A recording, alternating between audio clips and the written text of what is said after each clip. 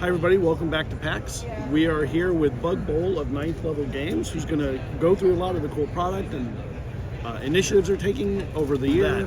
Why don't you introduce yourself? Hi, my name is Boll. I have been with 9th level almost my entire adult life. I worked on Sentai Sensibility, which if you're familiar with the channel, you have been watching. Thank you so much, I really appreciate that. And the newest version of our game, Kobolds Ate My Baby, this is the 25th anniversary of. We're super proud of that. I did not create that game, I was a child when it came out. That was created by our owners, Chris O'Neill and Dan Landis. We had a bunch of new games come out this year, and a whole bunch coming out next year. We're really excited about. What else about me? I bite far more often than you think I do, and You're a kobold? Yes. No, I'm the mayor. And I am shorter than I look. The mohawk does give me quite a bit of height. So, is Kobold still one of the major product lines? Is it still sold like in droves? Yes, it sells like crazy. You can get it pretty much anywhere. Buy it online, buy it at your local store, fight them if they don't have it. It's our evergreen, right? It's your favorite game you've never heard of. Start playing today.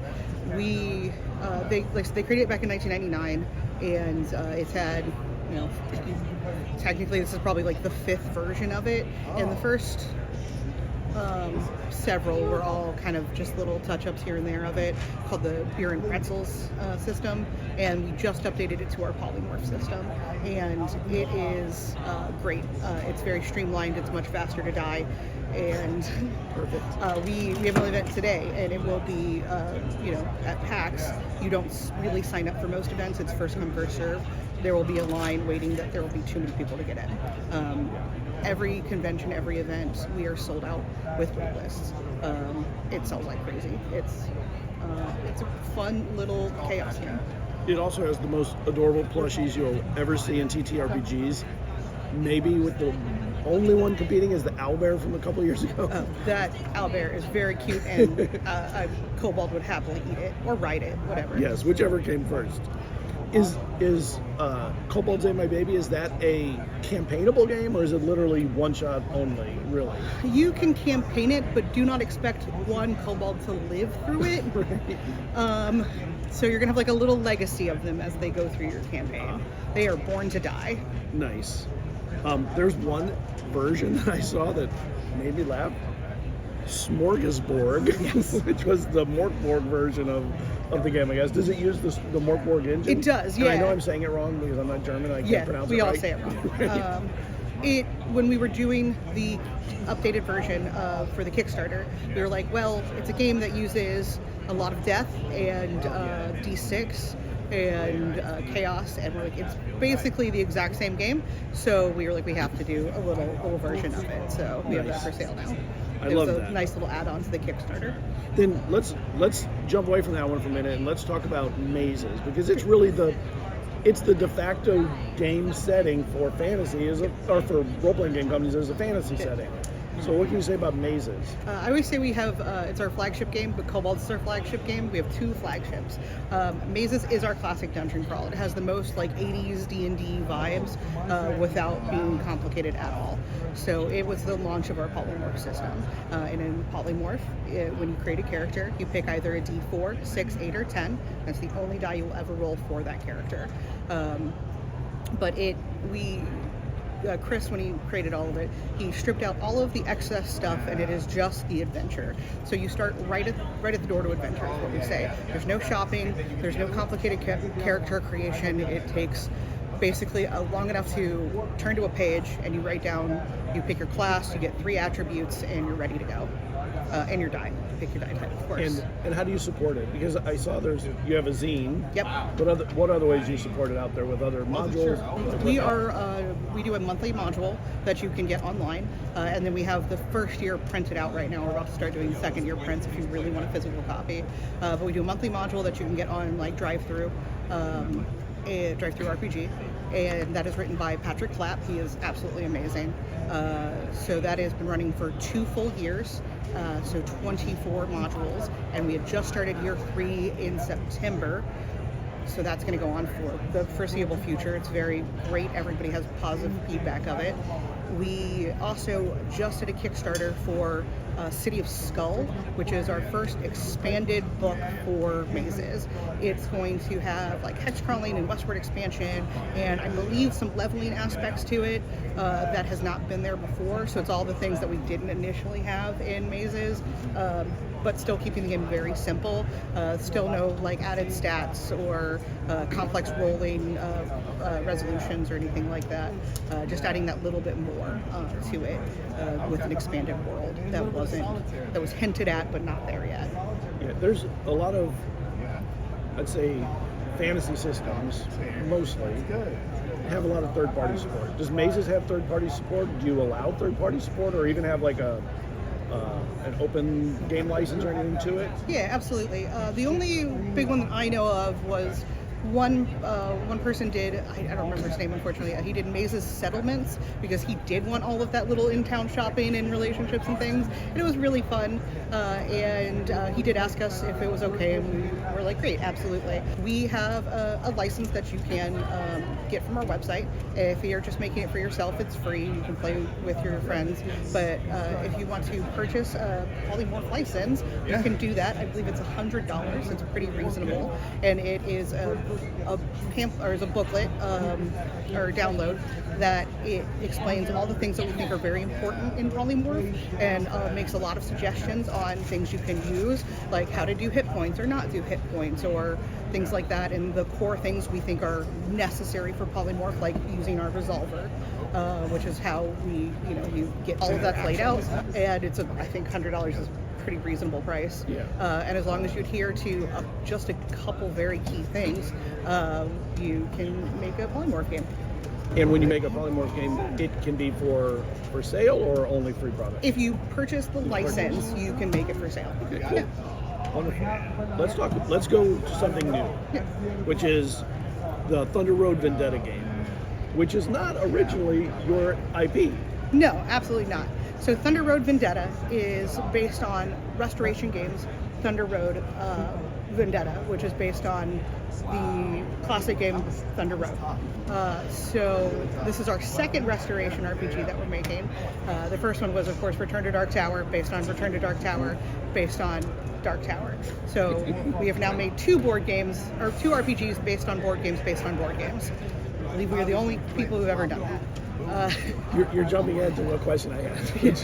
I don't think anyone else does that, but that's okay. The original creators of Thunder Road Vendetta are working on the RPG, which is pretty cool. They're really nice guys. I enjoy talking with them, but I'm not project management, so I do not get that access quite yet. Like Return to Dark Tower, it will give you a lot of aspects that are going to give you those side quests. It's going to break it down where you still have somewhat of a feel of board game components, where you exist in the cars and you are fighting and getting to control your vehicles, but then you will have those out of the car moments where you get to have more of those inhuman adventures. I do know that, so I have talked to them to an extent. There were, and I did, excuse me, during the campaign there were Q&As and videos and things available. So unfortunately I don't know a whole ton about it yet. Well, just looking at the videos, they have a very 1970s feel. Yes. I mean, it's fun to be, playing in Fury Road. Yeah, absolutely. Everybody loves fast Do you have a cars. favorite car? Me? Oh man. Probably something like an 84 Firebird. Okay. Yeah. That would survive. That would work then. Nice. All Maybe right. put a cage around. Yeah. Cage missiles. I mean, for like fighting like that, something that's gonna hold up is gonna be like a really old Crown Vic, because they're all just metal, right? Like Yeah. a really old cop car. Right. It can plow hold the through weight anything. of putting all your equipment on. Yeah. Mounting things. It's gonna get 4 miles to the gallon, but Yes. Let's go to flip to the other side. Awesome World, which is completely the opposite end of the spectrum for this. It's your family-friendly game yes. of Saturday morning cartoon style play. Yeah, in our Awesome World line, which is designed for young children to start, obviously anybody can play an awesome world game, but there is the Excellence, which is very Saturday morning cartoon princesses. Everybody gets to be a princess regardless of gender. You get to decide what you want to be the princess of. It could be black coffee or heavy metal or sparkles or plushes, whatever you want. Rainbow kittens. Right. You can decide what your crown looks like, your weapon, your boots, your library book. Really fun little things like that. And then you're going to go on very Saturday morning adventures. You're going to throw your friend a birthday party, go to the mall, go on a vacation. Then there is Horseshoe Academy, which is magical horses going to boarding school. And then Not based on any other IP. Not at all. Not to smash together or anything. And then Nancy Druid, which is the newest one in that line, which I brought a copy with me, actually. Love it. Nancy Druid, very cute. Nancy, it's so tiny. It is. All the Awesome World books are very little and short, which is important for new readers. Yes.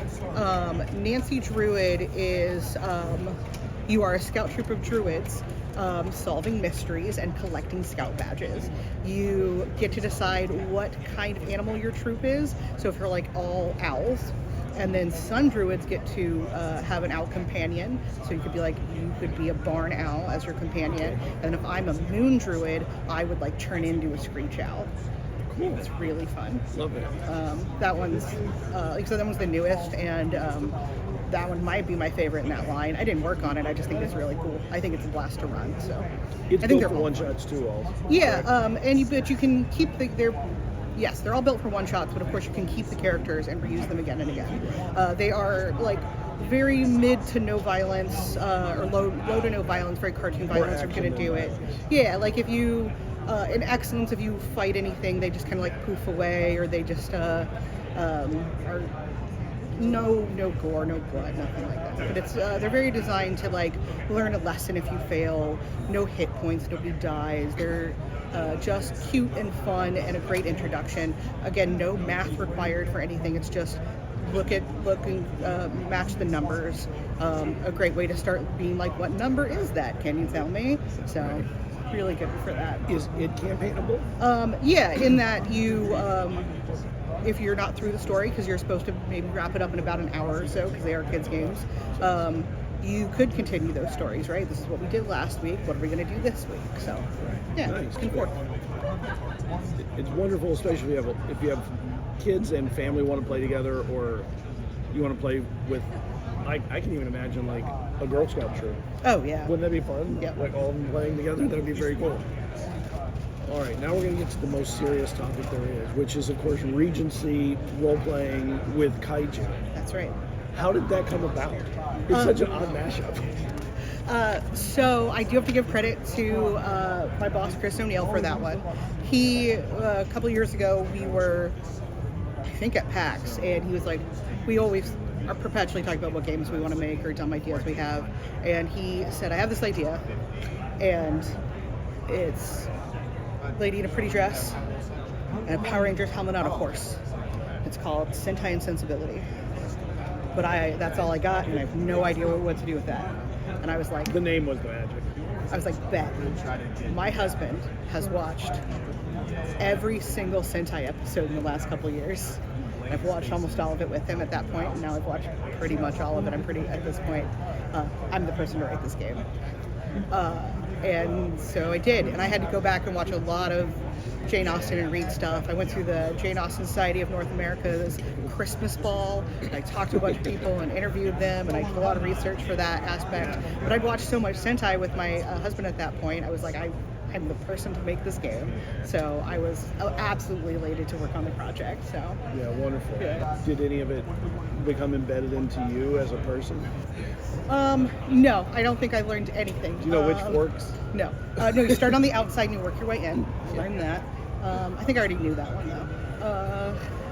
I am the absolute opposite of all of that expectation, and I always have been, if you look at me. But I find it very interesting that all of that expectation exists then and still does to an extent now. And even in that, in my writing of it, a lot of it I didn't put into the book in a way. It's the implication of it. Especially things with like the gender norms and expectations. I didn't put them in the book. I made everything very, very neutral. And especially with playtesting, people put them in there as they wanted them. So it was what people were comfortable with or how they wanted to do it, which makes it really interesting. So if people wanted to be like, well, daddy wants me to do this, or mommy has this, wants me to be married, or mommy wants, one very common thing, especially for women or femme-presenting people, was, well, mother wants me to be proper and get married, but really I'm a knight. You know, that comes up a lot. Nowhere in the text do I ever say people have to conform to that. So that is something people get to play and work through. That probably comes up in their lives, and that expectation from Regency era like layers that. So, but I didn't have to enforce that on people. So I see you brought something else. Do you want to show off a few things you got? The other couple things I brought are Level 1, which we do every year. This is one of our free RPG Day products. It is an anthology we create with submissions from the community. We get a lot of first-time game designers. It's basically one page, about 500,000 words, I think is the limit, based on a theme that we give. This year's was How the West Was Lost. It is closed for the year, but it'll come out in June, and we pay the people that we select for submissions. But it's a neat little, like, so just like one page is a piece, right? And like 1-2 pages depending on the game, but just short little games.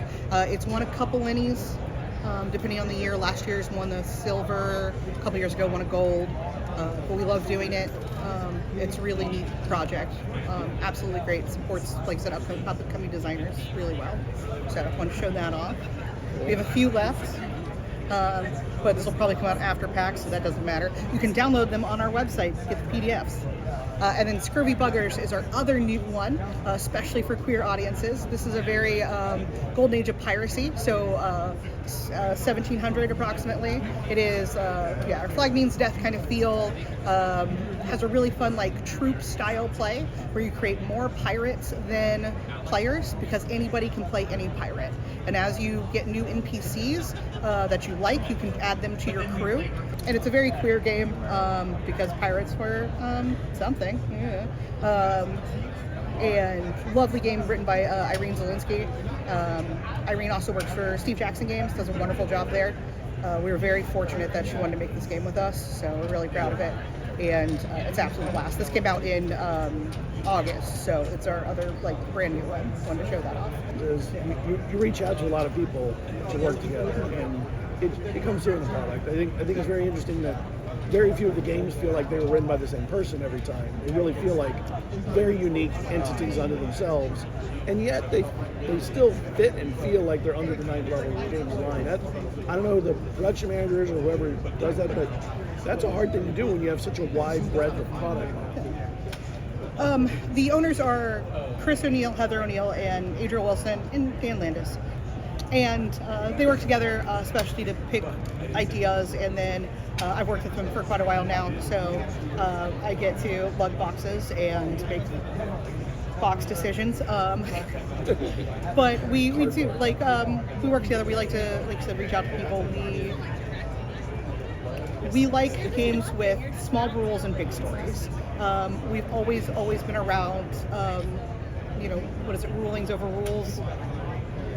We just want to tell stories. We just want to have fun. We just want to shout at each other and laugh, and so we make games that we want to play. Nice.